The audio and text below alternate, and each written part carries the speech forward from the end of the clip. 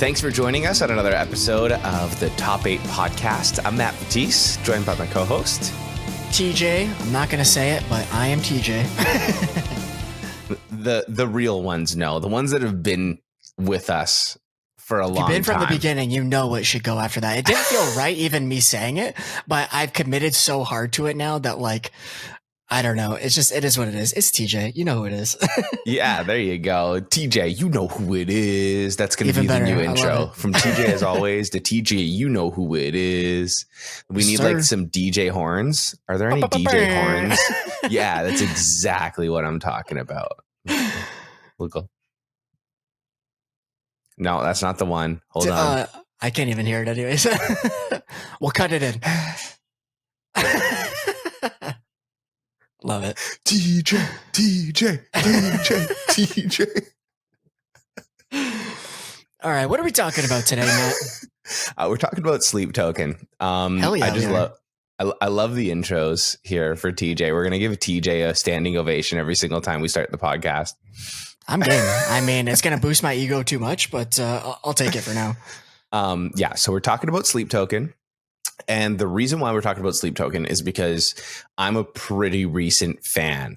And I've got thoughts, I've got opinions, and I'm curious to know where other people stand with Sleep Token, whether they are new fans or they've been fans for a long time, because I know the thing is like, you don't even need to be a fan of Sleep Token for a long time to know that they've got a crazy fan base and a very passionate fan base. And so we're going to do a top 8 of Sleep Token songs. But first, just a general chat about Sleep Token, because like I said, I'm curious to know, am I the only one with a lot of these things? For me personally, I don't get the anonymity side of it. I feel like it's I feel like it's what's the right word for it? It's like a stunt. Gimmick? It's a gimmick, yeah. And I'm not here for it. I'm just kind of like, just the whole story, the whole lore behind it does absolutely nothing for me. And I need to know, like, am I the only one that doesn't give a shit about the lore? Like, for me, I'm like, no. Okay, cool. They put out great music. It took me a while to get into them because Take Me Back to Eden came out, and I actually thought that album was pretty mid, and I feel like I'll get a lot of crazy take. And I'm fully welcoming that hate on that one because I know that was a lot of people's album of the year. Just for reference, Take Me Back to Eden was the most streamed metal album of 2023. Just so you know. So big band, pretty big, a lot of fans. Yeah. But yeah, like I listened to that album in 2023 and thought, meh. And then I listened to it again in 2024 because everyone was talking about this album again throughout the year. Bad Omens had a big year in 2024, and then people associated Bad Omens with Sleep Token. And I was like, okay, well, let me give it another shot. And so I listened to it a few times and still thought, meh, it's not bad. It's not great. It was like something that I put on because people were telling me to put it on, and I'm like, maybe I should like this because so many people like it. Like, what am I missing? And yeah, just kind of left it at that, to be completely honest. So it was like, yeah, maybe they're just not for me, right? And then some hype started building up again in 2025. They dropped Emergence as the first single, and I'm like, okay, once again, hype around this band. Let's check it out. Let's see what this hype is all about. And I thought, okay, now we're talking. Like, Emergence is where I was like, now we're talking. This song is so good. Okay. All of the change ups in it. I'm like, now you had me hooked. And that was one of those songs where it was just like, okay, this is a good song. Let's just put it on repeat. And I was listening to it quite a bit. Then they dropped Caramel, and I'm like, do I like this one more or less than Emergence? And I couldn't kind of, which is funny because this was your album of 2023, was it not? Yeah, it was. And now you're saying thumbs down on Caramel. It was my number one record of 2023. I have my thoughts about the new record, and we'll definitely get there. I want to question you. Like, get through talking about your experience with this new record, and then I have some questions. So basically Caramel comes out, and I'm thinking, okay, this is another solid single. And then, and forgive me, Sleep Token fans, if I butcher the way that these songs are pronounced, but like they just can't come up with normal song titles. Like I know. Hot Mulligan and Fall Out Boy have better song titles than Sleep Token. Because you know what? Actually, at least I understand what they say. Yeah, it's true. Like Democles? Democles? Democles? Yeah. I'm pretty sure. Bro, I could be wrong. Who knows? I fell in love with Princess Peach. Please, just like give me that. You know? True. Doesn't fit the lore aesthetic though. Yeah. See, the lore is not something I buy into. I like the emo lore of the crazy, weird titles, but yeah, I was, you know, that was a solid track as well. And then when they dropped the album, I'm like, okay, let's listen to this album because they put out some solid singles here. I'm excited for this album now. Comes out, first track, 3 minutes in, I'm listening to it and I'm like, okay. And then it just drops and I'm like, all right, we're in for the roller coaster. And then it was just track after track. I was just really impressed by it and now I'm going to butcher another song name because just have a normal damn song title like, I don't know. I'm trying to think of another Hot Mulligan song. It's not coming to me immediately. Gethsemane, whatever the hell. Yeah, you know the one I'm talking about. I looked up the pronunciations for specifically that one because I love that song. And I'm pretty sure it's Gethsemane. Yeah, well, it's got some cool math rock in there and some crazy like Midwest emo vibes. It's super emotional and sad, and it's such a great fucking song. It is. And immediately I was like, all right, this is going to be one of those albums that I'm listening to all damn year, and I'm officially hooked into Sleep Token. And then I went back to Take Me Back to Eden, and actually Take Me Back to Eden is a fantastic record. I'll be straight up in this Sleep Token episode. I have not listened to anything from Sleep Token before Take Me Back to Eden. So within this episode, my whole idea of Sleep Token is quite literally 2 albums. And I know that I've been told to listen to the old stuff. The old stuff is incredible. I will eventually get there. But as of right now, that is my entire impression and horizon of what and who Sleep Token is and are. That's fair. So, I mean, they had a meteoric rise after Take Me Back to Eden. So it's, I mean, even my experience, like I was a casual, like I had heard them. I had listened to a couple of their songs, but I wasn't like I wasn't actively seeking them out with This Place Will Become Your Tune or, what is it? Sundowning is the first record. There's again, a couple of good songs, but I was not actively going back to those until Take Me Back to Eden. So when we go to our actual list, I'm majority Take Me Back to Eden, and then a few songs from the new record as well. See, that's literally my majority is going to be the new record, Even in Arcadia, and then some Take Me Back to Eden, because going back to it, I'm like, oh, the song actually freaking rips. So my question was, so you said that Emergence, you were like, oh, wow, the dynamics in this song, I'm really getting hooked now. You didn't get that from The Summoning. You didn't get that from Ascensionism. You didn't get that from Chokehold. What the hell? I honestly, like, looking back now, I'm like, oh yeah, all of these elements that I love from Emergence are in these songs. It's just time and place, I listen to them maybe it's time and place. Because also remember last year and the year before. So 2023 was a big emo year for me, for sure. I mean, every year is a big emo year, but I mean, like Hot Mulligan and Spanish Love Songs, 2 of my favorite bands, released albums that year. And my attention was really towards that genre. So it was like, that's just the headspace I was in. I was listening to that type of music. Yeah. And then last year was more of a, like, you know, emo and pop punk were in there quite a bit, but it was a bit of a heavier year. So, you know, a lot of Knocked Loose, a lot of Bring Me the Horizon, all of that.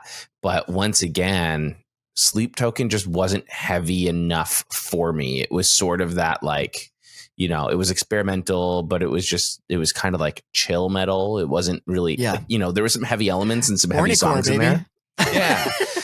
And so I never really fully got into them last year, and I think it was just time and place. This drop, I was just kind of like feeling it, vibing, and then going back to, you know, what's the Chokehold? Chokehold is fucking an incredible song, and I'm like, how did I not like this song back then or like care for it. It's not that I didn't like it. Once again, I just really thought that it was mid. I didn't hate it, didn't love it. Okay. Yeah, fair enough.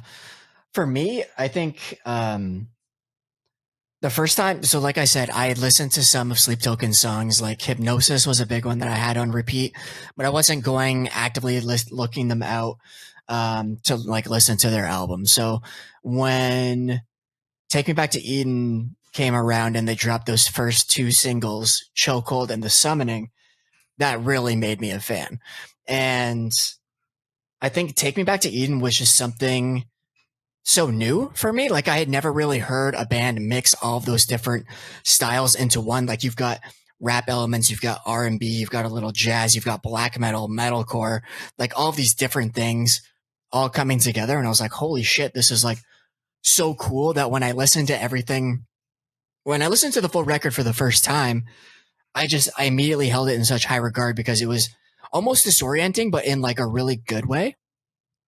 So I think my problem with this new record is that I didn't have that same experience because I kind of knew what to expect. Like I went into this record being like, I know what Sleep Token sounds like. So I'm not thrown off by the different changes in these songs now. I'm not being grasped in the middle of this record where it like really slows down in comparison to other songs I heard on Take Me Back to Eden. So my main problem with the new record is it starts and ends so strong. Like Look to Windward and Emergence, great songs. And then at the end, Gethsemane or whatever the hell I can never say it properly. I even looked it up before and I can't say it now. And then Infinite Bass, great closer. But then in the middle of the record, I'm completely lost. Like I don't even know really how you can me. say that though. And I'm going to pull up the track listing over here because I feel like the middle Self is good too. Past Self is good. Like Provider is a great song. Everybody keeps talking about Provider. It does nothing for me. I love Provider.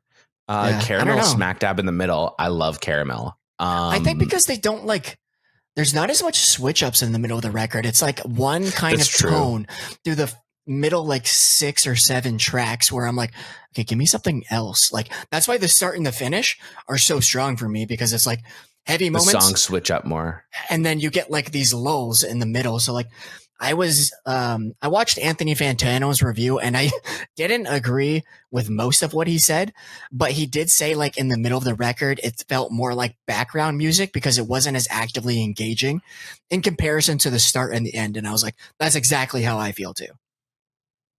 I mean, I think that there's definitely some merit to that criticism, but at the same time, like I'm looking at the middle of the record now, like if you look at the entire track list and you're kind of going through the entire record, like Look to Windward, like you said, in Emergence, there's such great starters, especially the switch ups in Look to Windward and Emergence both have a lot of switch ups. Past Self is a great song.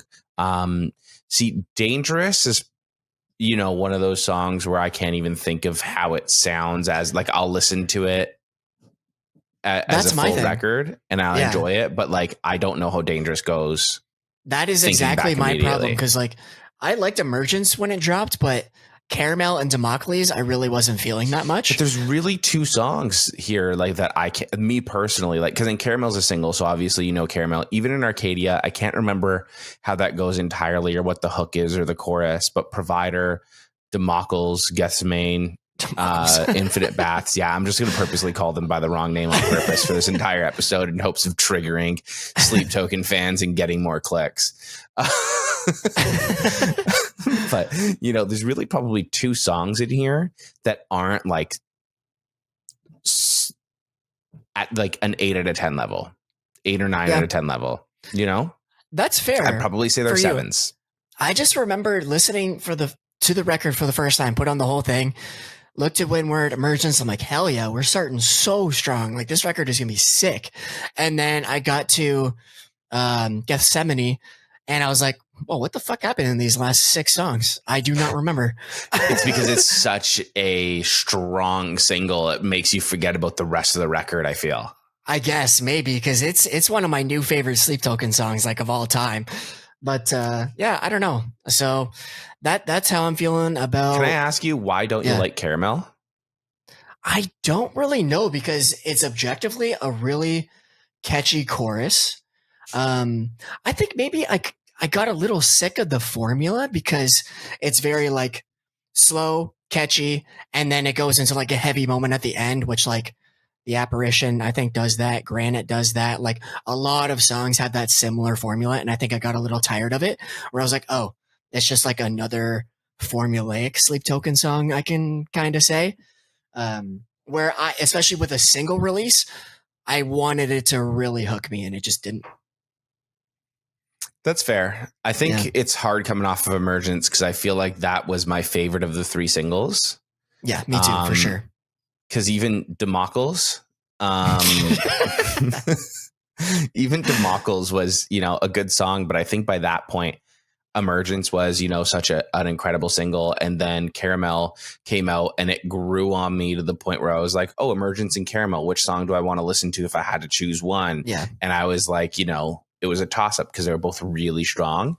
And then Democles is such a great song, but like I just didn't listen to it as much. And then when you listen to the whole album, Democles into Gethsemane is such a strong. Oh, God. We got to clip that for the reel, by the way. Democles into Gethsemane are such 2 strong back-to-back songs. And I'm like, okay, like this is album of the year material as you're wrapping shit up. Yeah, like I don't know. It's just I'm starting to come around on the record more and more that I listen to it. I think definitely part of it is me holding Take Me Back to Eden in such high regard that I was going to be judgmental of anything they put out. And I think that was my problem with like the new Pierce the Veil record. And when I first heard it, I was like, this sucks. In comparison to like everything I loved before them. Like you hold that band in such high regard. Like this, that I held them to such a high standard that I wanted them to like completely blow me away. And I think like putting out good music just wasn't going to do that. I wanted phenomenal music. You know what I mean? Typical fan behavior. I know it's terrible, but I admit to it, but it's like, I think that's part of it for sure. You know what? I do agree though, that sometimes when you're such a big fan or you're coming off of a big release, it's hard to have those. That's why there's that like sophomore slump, right? Like sophomore slump. Yeah. Yeah. Like you come out so strong and then it's so hard to live up to what you've done in the past. I mean, I think of like Tool and every release that they've had since 10,000 Days, even like when 10,000 Days came out, I didn't even like that album because I was like, it's not as good as their old stuff. And now looking back, I'm like, that is an incredible Tool record. It's just you're stuck in the past of their past stuff, and I don't even know what we're expecting. Honestly, that's like, I've gotten out of that frame for my head where I'm like, okay, a band drops new music, let's put the expectations to the side and just appreciate this and see if I actually like this and forget about the stuff that they've done in the past. I feel like that like mentally helps with it, but also I know that's easier said than done because sometimes you just can't erase past work, right? 100%. I mean, especially when you can go back and listen to that at the press of a button. Like you start one record and you're like, I gotta go listen to the other one. Yeah, you're like, if I'm gonna listen to this band, I'm gonna listen to this specific record. Yeah, which is definitely a me problem. I think that definitely that does play in a little bit, but I do think my criticisms of the middle of the record are at least a little bit fair. I think there's some fairness to it. I mean, also everything's your own opinion too, right? Well, it's actually, I mean, this is music; it's so subjective. So, I went to a work party recently, and a coworker of mine's kid came up to me and was like, he saw my following, saw that I interview bands, and he was like 14 years old and super excited. And he was like, these are all the bands that I listen to. And it's crazy. It was like the Nirvanas and Soundgardens and all the bands that like I listened to when I was 13, 14 years old. And so I was like, he's like, I listened to Metallica and Pantera. So I was like, okay, I'll give him one band recommendation. And of course it was Sleep Token. So based on all of the bands you just said, Sleep Token seems like a random jump for that list, but okay. Well, it's just because he seemed to really like the Metallica stuff. So I was like, okay, like who's like a newer metal band that'll kind of fit with that now, like to start getting into the new stuff. I don't know. I was like, they're the biggest metal band in the world right now. It's a pretty easy recommendation. You either love them or hate them. Yeah. But I know you wanted to talk about the anonymity side of it too. Did you have anything specific that you wanted to kind of address there? yeah, I just wanted to say it's stupid. And like, I and get why that. are you doing it? I know it's Show a gimmick, your but face. like, I think the whole idea, like, I'm thinking back to like when Slipknot first came out, like having the That's what I masks and think of as everything. well. Yeah, but like that was to take the focus off of the band members and put it on the music. So I can kind of see that. It's when Sleep Token gets into this lore of like Vessel as like a vessel for their lore god, and I'm like, I'm completely removed. I do not know anything about the lore whatsoever. Same here. I think like a gimmick can obviously work. Think of Ice Nine Kills. Like their gimmick is doing songs based on horror movies, and it worked so But far. They're opening for fucking Metallica. But they've created like a niche, whereas like it doesn't feel as I don't know, like Ice Nine Kills doesn't feel as gimmicky to me. Like there's like a gimmick there, but it's not as gimmicky. Like the Sleep Token anonymity stuff and the vessel and the lore and all of that. It's so like go away. Off topic. But how do you feel about this new president band that also has this anonymity? Well, that's another thing too. I think everybody knows who it actually is at this point, but it's supposed to be anonymous. Yeah. So who is it? I have to look it up again because I cannot remember off the top of my head. I can't remember his name. He's from shoot. I had it off the top of my tongue. Hold on. Does ChatGPT know? See, Probably. if I Google who is president, it's going to be of USA. Yeah, they think it's Trump. It's Charlie Simpson, and he used to have the band Busted, if you remember Busted. No. Okay. But I I think I saw a quick interview on social media with this president person. I don't know if we were supposed to help that, but I mean, it's not everywhere. So whatever. It's also just a theory. Technically, it's not confirmed. Yeah, that's true. So, but I did see an interview, like a quote with whoever's behind this president character, basically saying like, this is how I get people to care about the music and like the voice and all of that. And so like, I understand that portion of it. I actually think I'm a little less bothered by president than I am Sleep Token. And I think it's because of what you said. It's the lore side of it that just turns me off. Because it's almost like you're creating this fake fictional story and world. And I'm just like, I think what it really boils down to is the punk side of me and the grunge side of me. It like grew up with bands like Nirvana, where it was like, you know, Nirvana killed the bands like Kiss and Motley Crue and all of that. And this feels very 2025 Kiss and Motley Crue, you know, putting on the big show and the fanatics and all of that. And it's just like, that almost takes away from the music, in my opinion. You know, like because now you're getting people caught up in this like story of you guys, and it's just like, damn, your songs are so emotional and like so like their wording, like their lyrics are so great with Sleep Token. The instrumentals are so amazing, and I understand wanting it to be about the music and not about the band, but now you're making it about this story, so it's kind of like making it about the band. Like, bro, just say you don't want to get stopped at Disney World. Like, yeah, fair. I mean, I get it though, because like when people do buy in, you've got them even more on the hook in terms of not just the music, but they care about your story and like the story you're going to put out next. So it's just like a deeper connection to the band if it works for you. I think it just like, I just don't give a shit, so I don't get it. And I don't like it because I don't care. Just to push, you know, play devil's advocate a little bit more.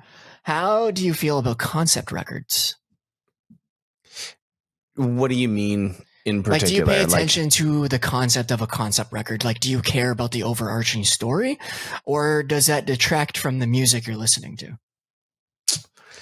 If there's like a cool story, here's the thing. I think I've mentioned this on the podcast before. When I'm listening to an album, I want it to tell me some sort of story with its flow, with its lyrics, with all of that, right? Like, I'm an album listener. I'm not as much of a playlist listener, whereas like I will pick an album and listen to that album on repeat. And throughout that, there's sometimes singles miss for me.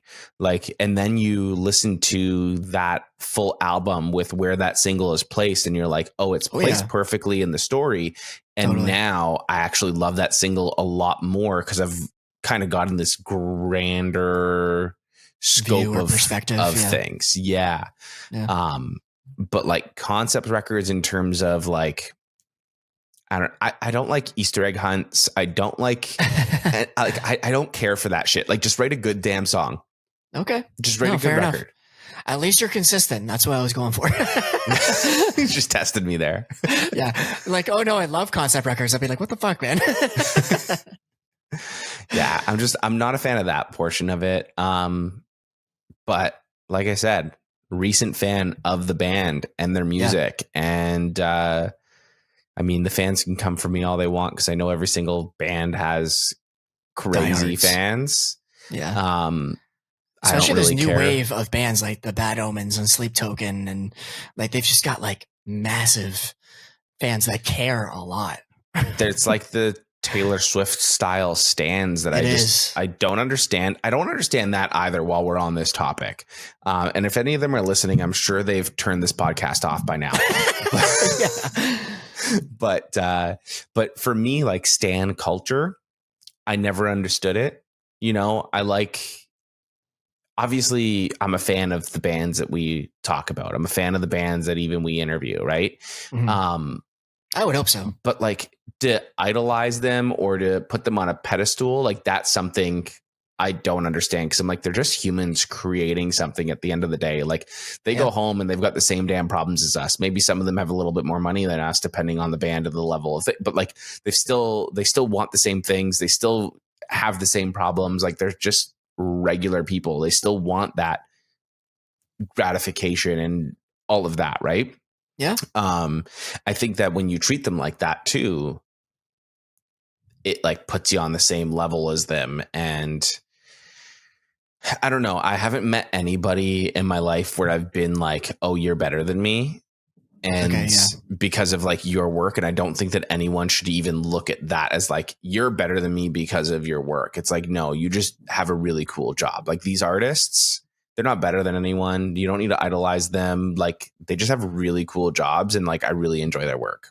Yeah, no, that's. I think that's the place that like, that's where I don't understand stan culture. Yeah, totally fair. I've never. I mean, I feel like I've been a hardcore fan of some bands, but like, I don't know at what point it crosses into like stan culture. Like I'm not going to my way to like fight people about certain things. Maybe I don't know. We used to like have an argument and be like, you're so freaking wrong, you know, but like that's I mean, that's the premise of this whole podcast at a point, but like I grew up being like a freaking obsessed Nirvana fan. My bedroom had Kurt Cobain posters all over my walls. Like I had Kurt Cobain action figures, like legitimately Nirvana obsessed. And I know Kurt's dead and never would have had the chance to meet him, but I'd still also like to think that if I ever did like run into him, I'd be like, what's up, bro? Yeah, fair enough. Chilling. I'll grab a coffee. Just like, you know, like there's no, like when people see these artists and they like break down and cry, like the Taylor Swifts, and I'm like, just her being on the other side of a damn rope walking down the red carpet, and they're like, oh my God. Like I don't understand that to me. Yeah. And I feel like Sleep Token has a lot of those fans. I would agree. Yep. And they're not listening to this podcast anymore. No.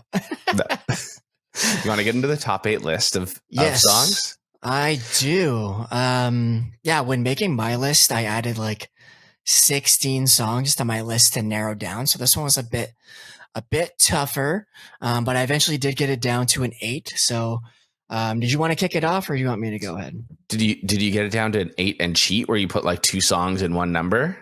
No, I did. I'm going to say when I present my number 8, I'm going to talk about my number 7 too, because they kind of go hand in hand, but I didn't include an extra.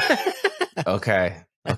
He's grown. He got his PhD, and all of a sudden he's no longer TJ as always, and he's no longer cheating on his lists. Yeah, you got to grow up someday, Matt. Tell me when that day is. Yeah. Okay. Okay, so my number 8 and my number 7. I'm going to talk about Chokehold and The Summoning. I'm combining them both because they were the first two singles released in anticipation of Take Me Back to Eden, and they really truly flipped me into a fan. Like, I had heard a few songs on This Place Will Become Your Tomb, but I only really listened in passing and wasn't actively searching out Sleep Token. Um, Also, kind of crazy, before they released these two songs, they had 300,000 monthly listeners. After they dropped these two songs by the end of the month, 1.5 million. That's Crazy. crazy. What happened? Like, what do you think it was? It like a PR thing? Was it a marketing thing? Like, to drop one or two songs and just triple your listeners is crazy to me. I know. I think it was going to be their release strategy, and then it was working so well. I think they pulled back because they released Chokehold and The Summoning, and then like 2 or 3 weeks later, they also dropped Granite and Aqua Regia at the same time. And then I figured that every like 2 to 3 weeks, we were going to get 2 more singles. And then it went like a couple months and we didn't hear anything. And then all of a sudden we got Vor. So I was like, I think that was going to be what they were doing, but then they exploded. And they're like, oh no, it's working too well. We got to dial this back, draw out this release a little bit. But whatever they did, it friggin' worked. So yeah, Chokehold, really good song. The Summoning, this is when we started to get like heavy and soft Sleep Token. So this is when people were like, oh wow, like Sleep Token is going to be like heavy now, which is great. And they do so much flipping. Were they not heavy? Because once again, going back to the beginning of the podcast, I haven't listened to their old stuff. Was their old stuff heavier? Is it softer? Like what's that like? In my perspective, it's definitely softer. Like there's some songs that get heavy, but if I'm thinking of This Place Will Become Your Tomb, like it's Hypnosis. And then you have a little bit of a breakdown in Atlantic, I think. And then Alkaline generally has some guitars throughout the song, but I wouldn't say it's like heavy. And the rest of it is still that more of like pop influence. So I think they had more emphasis on the pop R&B side, a little bit of metal coming in. And then with this record, they really started to bring the metal into the forefront. Okay. So yeah, The Summoning was also this one. So The Summoning and my number 1 song, I think, are the best examples of the band showcasing everything that they do well throughout the record. So you get a little bit of every different influence, switching from soft to heavy really seamlessly. It really showcases Vessel's vocal talent, but also the band's instrumental talent. So yeah, both these songs obviously hooked a lot of people, and it worked for me too. So yeah, that's fair. I think I've got both of those songs on my list in different places. They're pretty popular. So so it's those were like the ones that I went back to with that later appreciation for sure. But in the beginning, I was kind of like, okay, I think I liked them when I heard them before. It's not like I don't know. Well, looking back now, we're forgetting that that's in the past. We're looking forward. My number 8 is going to be Democles. The boy. Democles is my number 8. I picked Democles because it was I think because once again, kind of going back to like we touched about it earlier this episode, but because Emergence and Caramel were such strong out of the gate singles, by time Democles came out, and then the album was released. I was like waiting for you to laugh at that too. Yeah. I was trying not to, but I couldn't help it. But basically, by time it was released, I almost knew the album was coming out soon. And I listened to it a couple of times. It was a bit of a slower, softer song as well. And I was really liking the like change ups and the heavy side of the other 2 Sleep Token songs that I was like, okay, I didn't listen to it as much. But now like as a full record listening to it, I'm like, I don't know how I wasn't listening to the single as much when it was just a single, because this is also a top tier song on the album. So I put it there. But of course, my next songs that I have on my list, I like more. Fair enough. You want to go right into your number 7 since I did? Yeah, actually, because you went with number 7. Look to Windward, I put there. That's my number 6. So 7. we can talk about that together. Yeah, let's talk about that. That song really sets the stage, I think, for the album. Like we've talked about, like, you know, the album starts out and the first 3 minutes I'm kind of thinking, oh no, is it just going to be the singles that I like? Like, is this going to be another mid album, like Take Me Back to Eden? And don't ever say that again. And so, you know, you're listening to the song and it's like, okay, whatever. And then I'm just like driving. I'm not thinking about it anymore. Basically, at this point, it's like background noise. In my head, I'm already like, here's another mid album with a couple of good singles. Then it fucking explodes. And dude, it dropped and I literally, my jaw hit the floor and I fucking screamed in my car. Like that was one of those, like, you know, when you see the YouTube reaction videos and like they're free, like Orion Reacts does that in every single video. He smacks his mic and, you know, it's like, that's a smack. Sometimes you see those videos and you think, oh, they're just faking it for like the reaction and for like the spectacle of it. I genuinely screamed in my car, like, what? Like, oh, like and I don't want to do it now because my wife is sleeping, but like I screamed at the top of my lung in my car and it was like a YouTube reacts moment. And then I was just like, okay, I'm fucking hooked. So I wrote down kind of the same thing, sets the stage for the record, but then I put ... At least that's what I thought it was going to do. It sets the stage for what I thought was going to be a really great record because it's such a good song. I'm a really big sucker for a slow build that pays off really heavily. Like if you think of songs like And the Snakes Start to Sing by Bring Me the Horizon, super, super slow build, but then it just like massive crescendo and you're just like, holy shit. Like this was that moment for me too. That breakdown. And then at the end, they bring it they bring it back heavier and slower. That's like the shit. Yeah. And I think it was just so cool, like not expecting it. Yeah. And then just being like, what the like, you know, I'm also calling it. Yeah. I'm also calling it now. I had this conversation with Amy in the car the other day. We could both perfectly picture Sleep Token opening their set with this song now. Like it's just it's just Vessel with like a light shining down on him for the intro. And then when it explodes, it just like reveals the whole band. And it's just like, just this massive, like impactful moment. I'm like, you got to do this. He comes down hanging on a cross or some shit. Oh, Jesus. Literally. Yeah, like that. It's a good song. It's a really good song. If they don't open up their sets with it, like terrible mistake. I agree. Like there's some good openers that they have, but this one being new should take the precedent, I think. Absolutely. Yeah. I think when you like have that new song that's a solid opener or closer, you got to go with it. Totally. For me, I have another name I can't pronounce, Euclid. Oh, okay, nice, good tune. Is that how I say it? Euclid. Okay, you're good. Cool. Euclid. I got it right. That's how I say it, anyways. hey. It's a really soft tune. It's a really like pretty song. I like it because it's pretty and because it closes out Take Me Back to Eden, and I'm a sucker for a good album closer. Okay.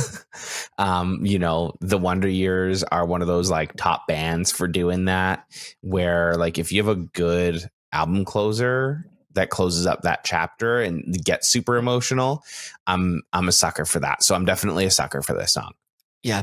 I remember listening to the record for the first time, and Take Me Back to Eden is the second last song. And I'm like, that's the closer. How do you have another song? And then Euclid plays and I'm like, okay, yeah, that's a good closer. Yeah. They're both really, really good. What do you have at number 5? Number 5, I have Aqua Regia. So this one was the 4th single released, or 3rd and 4th. It was released with Granite, 4th song on the record. And this one immediately hooked me. Like I was like really appreciating Sleep Token now because they were bringing in that heavy influence, and I hadn't really enjoyed their softer music as much before. But this one has that, just like, it's so vibey, and you just kind of, you can't help but like swing and like sing along to it. It's tough to explain, but it really scratches an itch for me. And it's one that I always go back to. So anytime it comes on, I'm belting it out in the car. You know what's funny? That's a weird one for me. And I think that's one that I probably describe as mid just because I hate how catchy it is. I think that's I'll have it stuck in my head. It's like Aqua. Regia. But I'm like, what the fuck does that Oxytocin, mean? Run to the ether. Like, it's so fucking good. It's mumbo jumbo to me. I'm like, I'm just like, it just flows so well for me. I hate it because it's catchy and I don't know what he's saying and I don't know what it means and I just don't care to look it up. I still haven't Googled what the hell Aqua Regia means. I'm going to chat GPT it right now. What does Aqua Regia mean? This way the podcasters know as well. The podcast listeners know as well. Oh, royal water. Oh, yeah. That's what it means. It's Latin for royal water. Okay. Yeah. I don't know. It's my caramel for you. Yeah, I think like you put these softer songs, it's just gonna people will latch on to ones that just kind of like do it for them, right? And this is one that just it just did it for me right away, and I was like, holy shit, I might even like this. Well, I do like it more than the Summoning. Like I was like, how can you top this? And then this song came out, I'm like, okay, this is really good. That's funny. Actually, funny enough, my number 5 is the Summoning. Oh, sick. So Summoning, obviously going back to this album after getting into their latest album, going into Take Me Back to Eden, the Summoning was one that definitely stuck out. I feel like both albums have really strong openings. Like that's like a Sleep Token thing, right? All of their albums do too. Like their This Place Will Become Your Tomb. I think it's Atlantic that opens it, and it's a phenomenal song as well. Like they know how to open up a record for sure. Yeah, and then on their first record, I want to say it's The Offering, but I might be wrong because I don't really go back that often. It is, oh no, The Night Does Not Belong to God. Yeah, which is also a good opener. What do you have at number 4? Number 4, a super underrated song in my opinion, The Apparition. Okay. I don't know if this is probably not on your list. Some people are like hit and miss on Vessel's flow, like when they get into those little trap beat type flow moments, but I actually love them. I don't know why. I just like they hook me. For The Apparition, the verses are very dramatic, and then the chorus has this like big grandiose feeling to it. So it's that they really play with dynamics well. We've talked about that on other songs. A lot of switch ups. Yeah, exactly. And it's not even like a switch up. It's just like, it's not a switch up in terms of instrumentation. It's just like a switch up in terms of like tonality. Okay.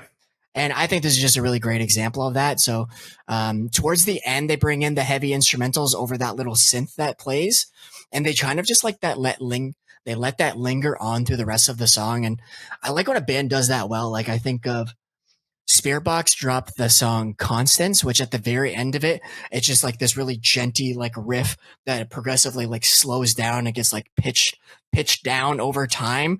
And I'm like, it's just bringing in this new emotion into the instruments, if that makes sense. And this does that for me too.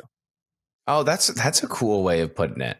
Yeah. I like that because like the instrumentals have their own emotions on top of the lyrics and like that vibe. So like that's a really cool way of putting that. That like Constance is the perfect example. Like this is totally off topic, but I will always say that Constance is one of the best songs I've ever heard in my life because the song's the song is about a family member dealing with dementia and slowly fading away, like losing their memory, not remembering who they are and such.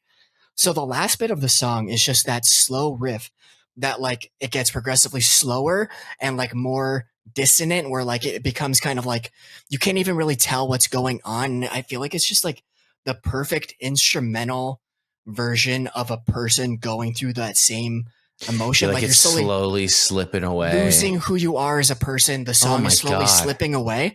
I think that they capture that so perfectly. So I'll always say that's one of the best songs ever. And I think this is goosebumps just thinking about that. Bro. I did get goosebumps the first time I heard that song. I was like, this is genuinely like so impactful. That's fucking nuts. Anyways, a little shout out to Spiritbox while we're talking about Sleep Token. Yeah.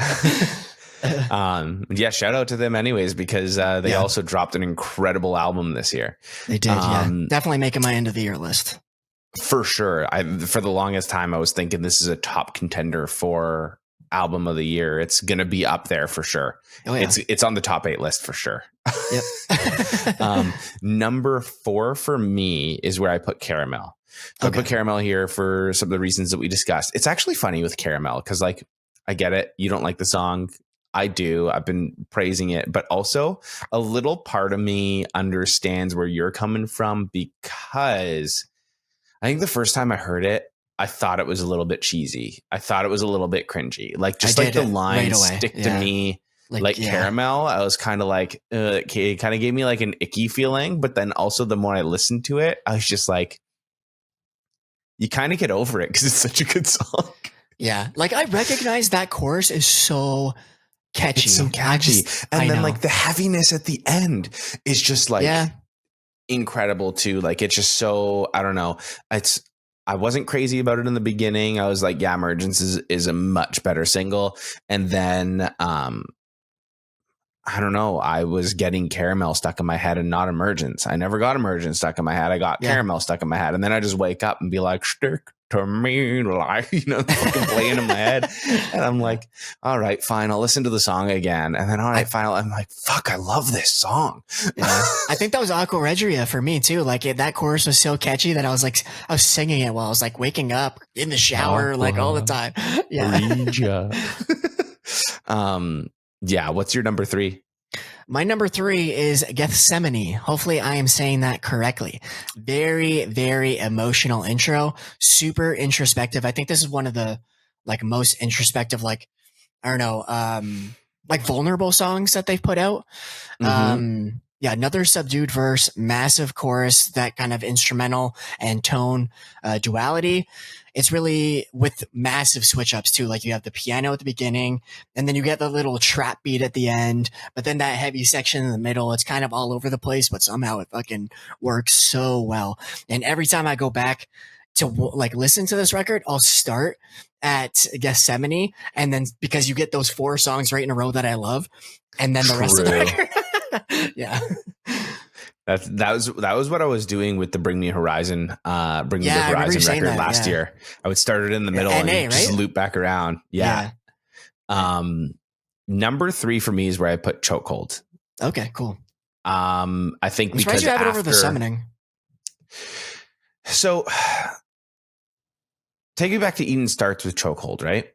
Yes. Yeah. And I think because I listened to Even in Arcadia and then went into Take Me Back to Eden, that like first song, it hooked me, like Chokehold hooked me back into the other stuff, right? Okay. And so it was like I would have my playlist, and like after their new album would end, it would the last album would start, and it would start with Chokehold, and then that was where it like clicked for me, where I was like, okay, oh, this is a really fucking good song, and I didn't care for this album, but I think like you're just so in the Sleep Token mood of listening to this new record that when Chokehold comes in and it switches up, you got me in a chokehold, and I'm just like, fuck yeah, like I'm in. Why I don't know why I ever said this was mid. This fucking rips. So that's where it's like I'll put that in there. I feel like Sleep Token's one of those bands where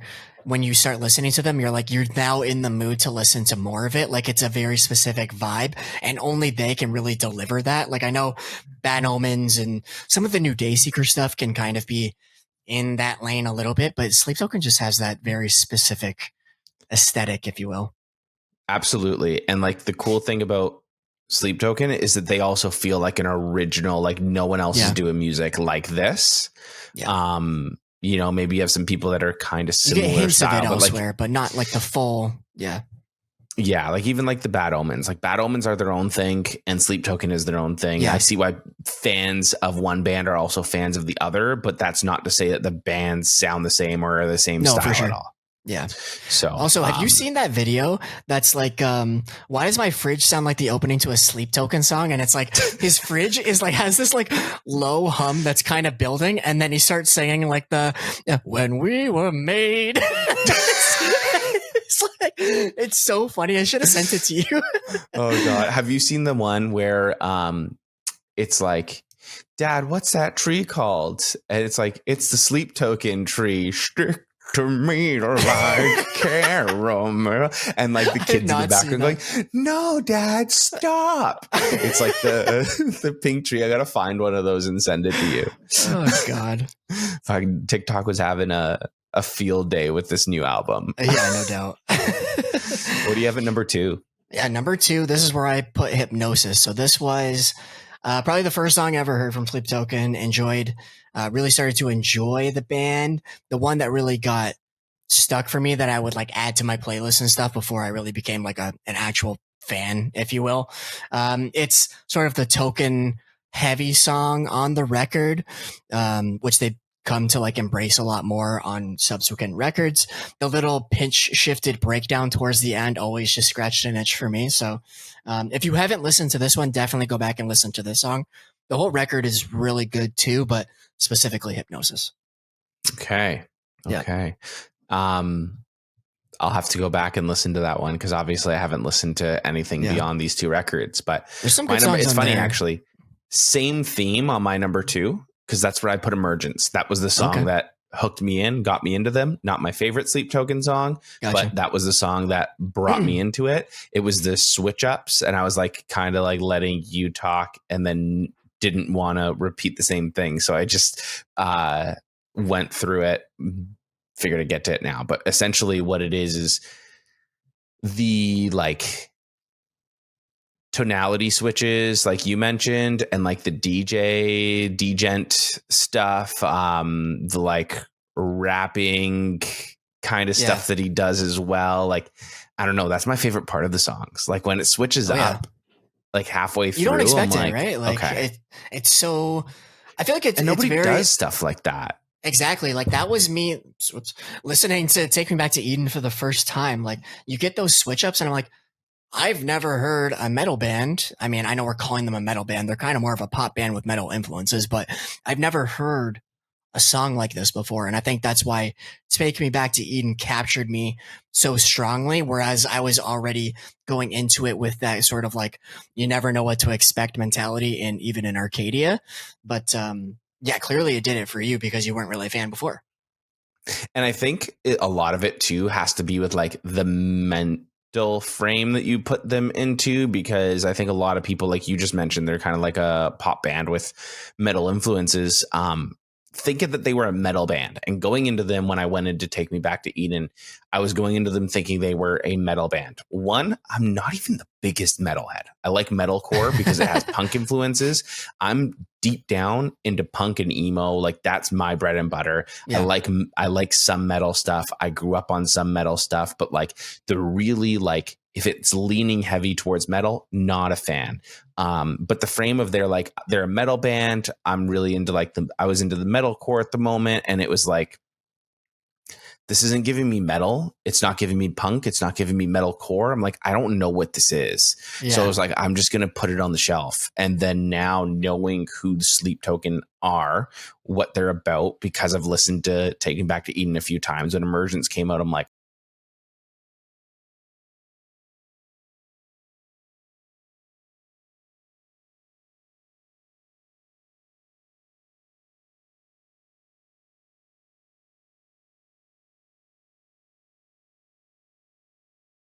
everything. It's slow, it's fast, it's loud, it's quiet. Like it's just, yeah, fantastic song.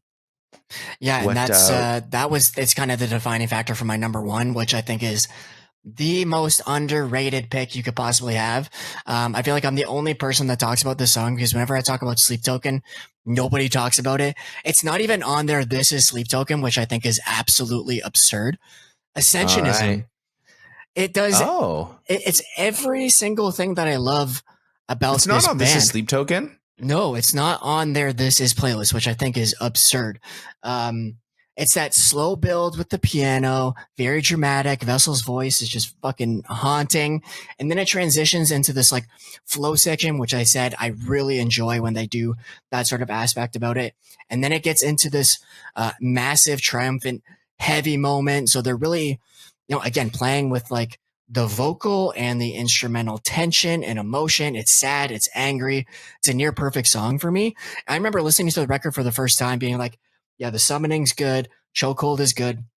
We had heard the singles, and then Ascensionism was the first song that was non-single that played when I listened to it. And I was like, this is easily the best song on this record for sure. And it's been that for me ever since, just because I think it's a little piece of everything and they transition so well. It's a perfect song, and I don't know how people don't talk about this song more. Fair enough. Yeah. Fair enough. My number one is Gethsemane. Okay, I figured it would be because you talked pretty high of it before, and I was like, I don't think he's talked about it yet. That's because it's the song that really surprised me. It blew me out of the water. Like I said, I got hooked in, listened to that record. When that song came in, I was like, what the fuck? Like it just, right?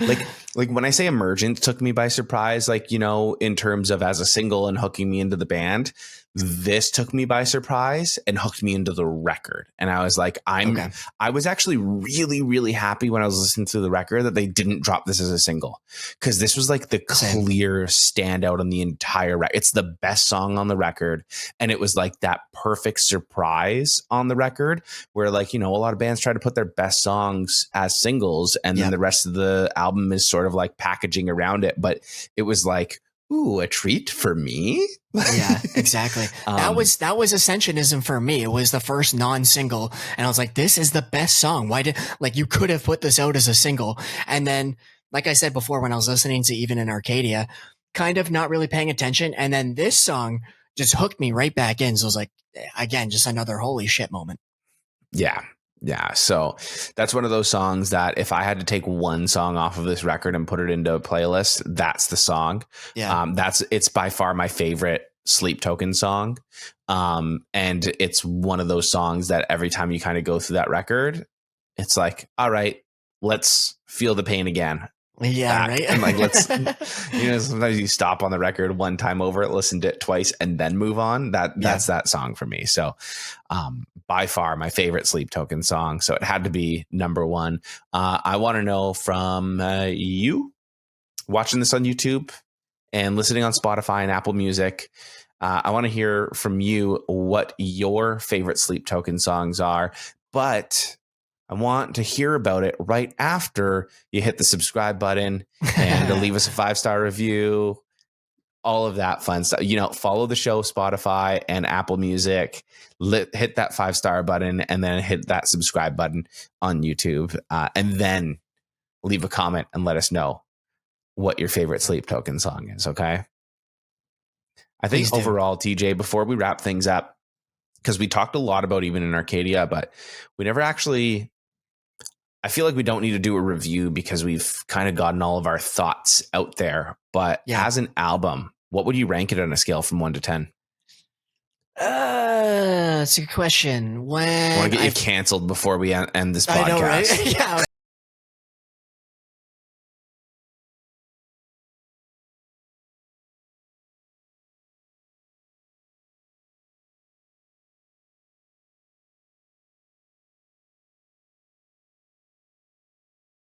About a 7, I would say, out of 10. Okay.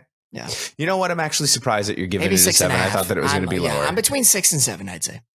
I'm like an 8.5. Like, I'm kind of like, this could potentially be my album of the year, but also at the same time, I really hope your album of the year isn't just an 8.5.